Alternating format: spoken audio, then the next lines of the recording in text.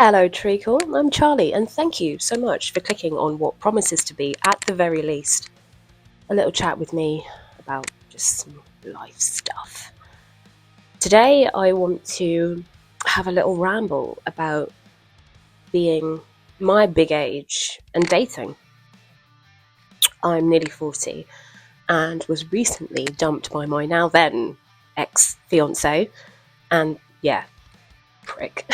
And even though I'm absolutely not trying to jump into the dating pool and like get back into doing all that nonsense, it's really hard to not hear that voice that's constantly kind of like, yeah, but you're a bit old now, innit, bitch? So that's what this is about. So obviously when one is wanting to date now, in this day and age, the first thing that we think about are dating apps, right? And I'm just not versed. I am not versed in dating apps at all. I have spent the majority of my adult life in long-term relationships in the sort of 3 to 4 year bracket that have all flourished and subsequently demised from just being outside.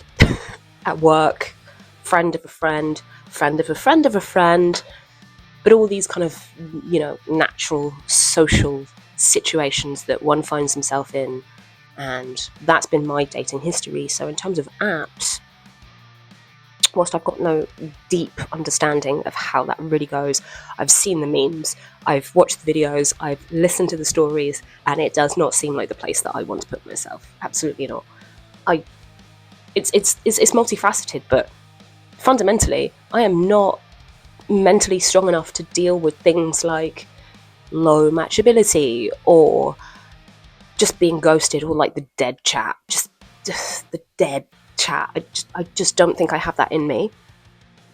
And then there's things like the way that I'm attracted to people, which absolutely is not, oh, yeah, you, just by your face, or just by like 2 sentences that you like wrote in the pub with your mates when you were setting up your profile. I don't, yeah, I haven't got that in me. I don't think I can do that.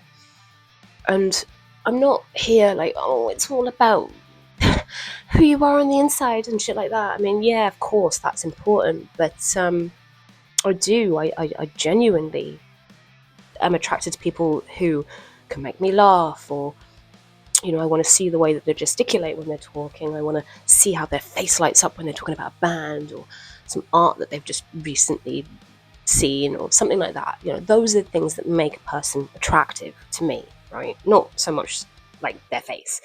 Of course, I need to be physically attracted to someone originally, like initially, but that really for me comes a little bit later, if that makes sense. So apps just really aren't it. And especially getting like ghosted. Like, imagine getting ready, you go out and they don't show up. Like, I haven't got that in me. I haven't. And I don't know if it's age and as I get older, my patience becomes thinner, or what it is, but that just bothers me up, right, left, down, and center. And there's also this nagging thing in my head. It's like, what if you get duped by a bot? Imagine being got by a bot. That just bothers me. Like, I'm out here just getting fucking duped, and that's a problem for me. Yeah, I'm too proud, or I don't know what that is, but that is a big problem for me. But to go back to originally why, apps just don't seem important. Not important, but just don't seem like something where I just don't think I could put myself in a place where more time is just going to aggravate me. And then logging on and realising that I haven't had a match or something like that, I just don't think that my mental health needs that, to be completely honest with you. And what's really intriguing to me, and what I love about those beginning moments of meeting someone and deciding, yeah, I want to give you a shot, is the way that they smell and all of these kind of things. As I said, it really is about the idiosyncrasies of what makes a person, and I just can't vibe with kind of catching that on an app. And one may argue, oh yeah, but Charlie, the point is that you look at the app and then you look at the person and you're physically attracted to them initially, and then you go ahead and date them to see if it's like a thing. I just want to meet them naturally and see if there's a thing, and then we'll do the date, because there's like the intent, like the serious intention, like the thing, you know. It's like we've already kind of had that initial, like, I love the way you smell, I like the way you walk. So it's that really, isn't it? And I just miss it. I want to be in like the 1950s and like get courted. I want to be courted. When and if I decide that I want to start dating again, I want to be courted. Or I'll court, but I really love that kind of like old-time way of doing stuff. I think it's charming. I really do. And even though I'm extremely independent and have been, you know, for all of my adult life, and people that know me actually know me will tell you that I've never been that sort of like we person or whatever. I'm very much like a just me, standalone. When I am in a relationship, that person is absolutely everything to me, of course, and one of the things that I find really important about relationships, and especially the way that I navigate them, is to make sure that that person feels like they are the most important person on this planet to me. That's my goal of it all. So when it comes to thinking about who that person is going to be, and who that person might end up being for either a short period of time, a long period of time, or forever time, it always just kind of freaks me out that that person could be initially a string of ones and zeros before, you know, that happens. I know I'm being probably a little bit anal about it, but that's just the way that it's my shit. It's the way that I'm feeling about it for now. I have to stop shaking this thing around so much because it makes noise. Annoying for someone who like talks with their hands, but it's okay, I'll talk with this one. Why am I bothered? Why, if I'm so cool being like independent woman, like, why am I bothered about it? Because biology. We'll get to kids in a second, and it's not about that. But as I get older, the voice is louder. There is very much a knowing that I'm about to encroach upon my second part of life. And that's all good, and I'm not like fearful of getting older or dying alone. There isn't necessarily that, but, you know, in a tongue-in-cheek way, sometimes I find myself watching shit like Pegasus or whatever, because I love him. And I want to sit and drink 4 beers and watch slop YouTubers have it out about who's going to be the next lolcow or something, right? That's the kind of stuff I find entertaining, and I appreciate that it might not be to the standard of what the average 37-year-old woman is doing with their life on a Tuesday afternoon. Yeah, get that. I'm very, very self-aware, but unfortunately the self-awareness is, now that I have some time to think about it, becoming quite self-critical. And I'm not even just critical about me. And I hate that about myself. I'm typically not a judgmental person. Oftentimes you will find me being the person to say, just let them live. Nah, it's cool, man. Nah, just let them live, you know, pretty easygoing, and try not to judge people, especially when it comes to like day-to-day shit, because we're all just trying to live until we die, right? Let's be so for real. But with that being said, if we went to a gig together, which is probably the only thing that I do, let's say like hobby-wise, because I don't really leave my house. Okay, let's say we're at a gig and you like pull out your phone to like record it. Immediately hate you. Okay, I'm being like hyperbolic. Don't hate you, but like that's a problem. I don't like that. What are you doing? You're here with me and the band is on, and because of the ridiculous state of ticket sales at the minute, we've probably paid 2 months worth of rent for these tickets, and you're filming, like you're looking at the gig through your phone.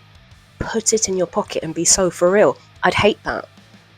And as I get older, stuff like that is noticeable. I'm noticing all of these things that I just don't want to put up with.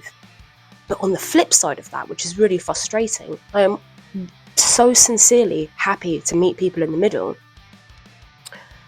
Maybe I overgo that mark of middle because my previous relationship, to which there will absolutely have to be a little bit of a video about that situation, I'll always meet you where you are, and you know I think I'm pretty emotionally mature in that regard, certainly, where understanding people's needs and how they differentiate from yours, and knowing that life means that they'll probably never be, in time with each other, is something I'm so aware of. So it can be extremely frustrating when my brain puts on these arbitrary factors that are a yes or a no. Considering I'm always like, let people live. It's like, brain, can you just let that person film? No, I can't. Don't film at a gig. I hate it. Just fucking be there, please. And whilst it's all, sunshine and roses when we're going out to gigs and we're going out to drinks and all the rest of it, at my age, it is likely that I meet someone in the future with child. With child. Just the fact that I even say with child is stupid. People have kids, and I don't. I don't have any children. I have a French bulldog and a African land snail, but that's about it. I haven't got any human children, and it's a choice. It's absolutely a choice. I've never really wanted kids, and another topic for another day. But it's definitely in my mind that I don't know how I would react or respond or behave to meeting somebody that does have kids. You've been dating for a while, it's going really well, it's really good, and then they kind of drop that whole, I think it's time you meet my kid. That's a lot. I think that's a lot for me. And I obviously don't really know until if and when it ever happens to me, but I don't know where I sit on that line of, hey, cool, stepmom. Or, well, I don't know why it's American now, but apologies, America. I think I love them, and that's why I use them when I'm, poking fun. But anyway, I digress. I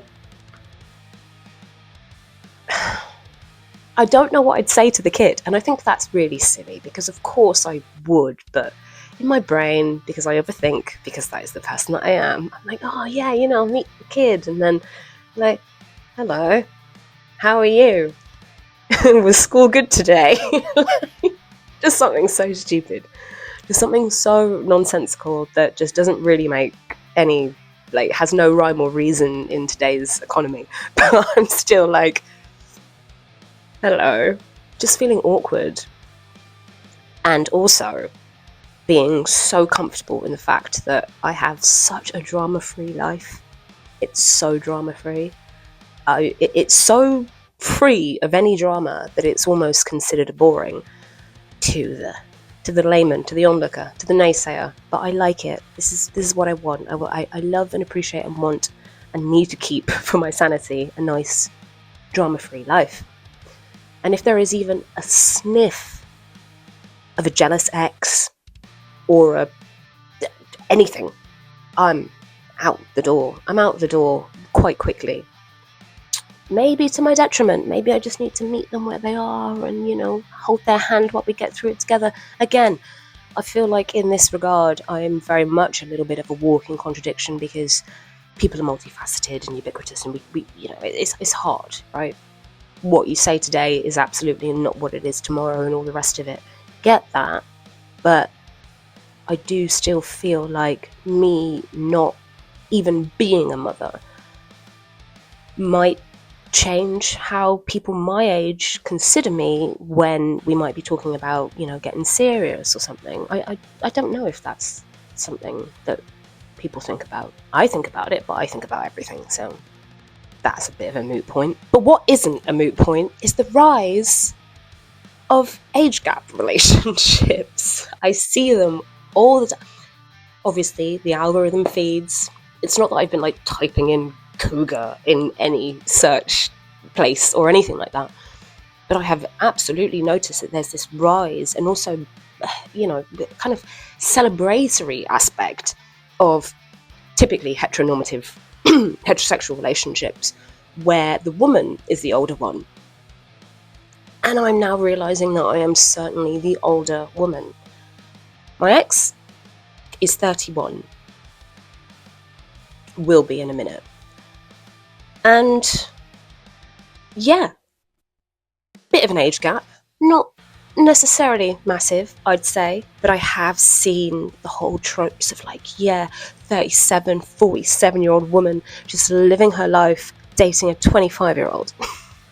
Like, yeah, is that me? Maybe it is me. And I'm not sure. Again, it becomes a little bit squiffy in the brain because I'm like, I don't, on paper, think that's where I am, but maybe I am. You know, let us go back to the fact that I like to watch nonsense on YouTube. I spend way too much time checking on how many more people have unsubscribed to Hassan Diddy Biker. So there's shit like that that does fit into a particular type of person. I don't fit in there, but it's just what I'm into, right? And maybe I would be suited to like some 25-year-old basement dwelling, chronically online Redditor who finds joy, genuine joy, in researching like, I don't know, extreme, obscure, atmospheric black metal to have ever come out of Bosnia. And they do that for fun. I like the idea of that. But that person does not want me. Like, they don't want me. They absolutely do not want me. And let's say that they did. Let's pretend in a parallel universe that they actually wanted me. Neither of us are leaving the house. So we're never going to find each other anyway. We're literally not going to find each other. So what is the point of even thinking about that potential, prospective 25-year-old bloke that's going to come courting me? It's not going to happen, is it? And then the opposite of that 25-year-old basement dweller is the divorcee. There is something very attractive about a divorcee. In my mind, hypothetically speaking, you know? I'm like, oh, someone who's tried to go at it, you know? Someone who's not scared of commitment. Someone who's shown on paper they're ready to go all in. There's something about that I find quite charming, quite endearing. So that wouldn't scare me off at all. In fact, I'd welcome it. You know, have you been married, recently divorced, recently dumped by your fiance or ex-wife or husband? Talk to me, darling, you know? Because I like the idea of knowing that someone's done that.